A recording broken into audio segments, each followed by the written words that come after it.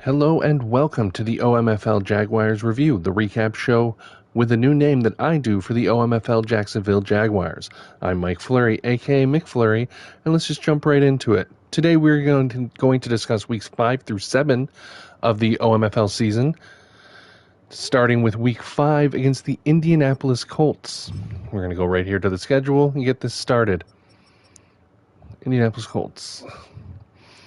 As you see from the score right there, it was a 38-28 game, but that does not tell the full story. This, like most games in our division, was a tightly contested matchup, and despite what my divisional opponents' records might suggest, and we'll get to that in a little bit, this could have gone any way. Pancakes, the Colts' owner, is a tremendous player, and is bound to break the early season slump that he has endured at some point. As you see here, we're going to start with the Jaguars, as we usually do. Trevor Lawrence, 225 yards and 3 touchdowns on 11 of 14 passing in the game. Efficient and practically unstoppable. Speaking of unstoppable, Travis Etienne Jr., 16 carries, 128 yards, 2 touchdowns. The driving force of the offense in this one. Catching passes for Lawrence was Christian Kirk, who has since been removed from the starting lineup to make way for Gabe Davis, who did nothing in this game. Kirk had 5 catches for 106 yards and a touchdown. Fredrickson, 3 for 55 and a score himself. On defense, 11 tackles for Darnell Savage, who has been amazing this season. 2 sacks for Trayvon Walker, who also had 3 tackles for loss. No interceptions in this game from the team. No takeaways at all, I believe. Something that is going to change very quickly, as this was the last game before we got Marshawn Lattimore in the trade with the New Orleans Saints. The trade was for a 2025 first-round pick, and in his first game, you see here against the Chicago Bears, Marshawn Lattimore had,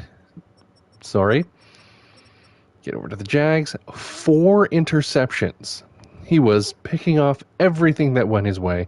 It was an incredible game. We had 8 interceptions in total, 2 more from Devin Lloyd, our star middle linebacker. Andre Cisco playing dual position between free safety and nickel.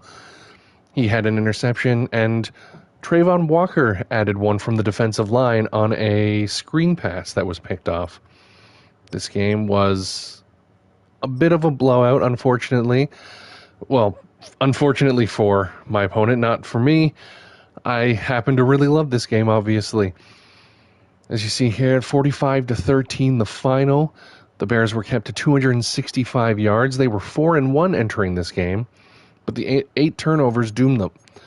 While the Jaguars' defensive line only had 2 sacks for the game, it was really the pressure that managed to get the Bears' starting quarterback, I believe Caleb Williams, of course, obviously Caleb Williams, to throw his 8 interceptions. They didn't always get to the quarterback, but they made it difficult for him, and that caused a lot of shaky passes and mistimed reads, unfortunately, for the Bears. Again, I say unfortunately for him, not for me. Also in the game, we're going to hit the offense really quick. Trevor Lawrence, another efficient 10 for 12. The game was a blowout pretty early, so I had to stop passing. I had to throw 2 late passes to get up to 12 because I didn't want to get in trouble for it. But I'd pretty much stopped passing by the second half. He'd had just 181 yards with 2 touchdowns. Travis Etienne Jr. was pretty much kept in check. 56 yards on 14 carries for 4 yards per carry, 2 touchdowns. Leonard Fournette, as you see, got the most carries with 16, 48 yards to show for it, as we went to our backups in the second half. And finally, we're going to talk quickly about the game against the New England Patriots. I believe they were 3-2 entering the game.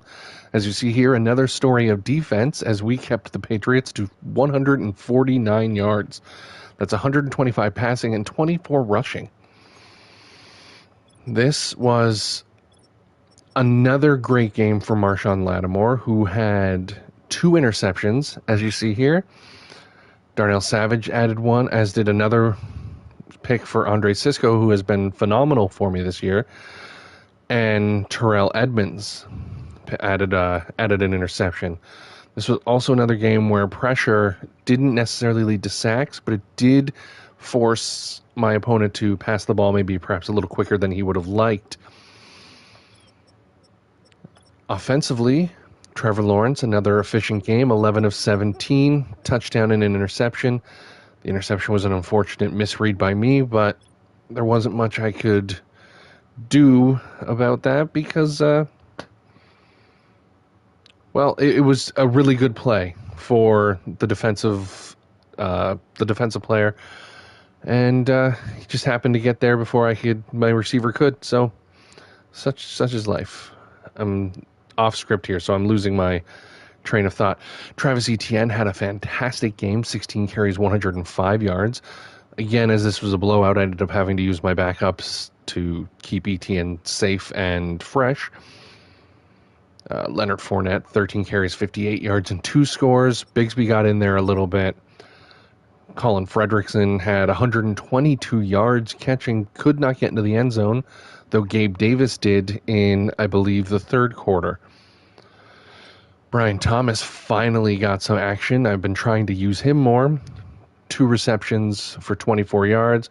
Not a lot, but we'll hopefully get him involved as the game goes, or the season goes on. Those games moved us to a 5-2 record. That puts us tops in our division. We'll go right here to wrap it up and show you the division. That's 5-2 for us. 1-4 for Kobe with his game left to play this week. And 1-6 for Indianapolis and Houston. They're having rough seasons, but they are both great players. I expect them to bounce back, and I expect them to have much better years next year.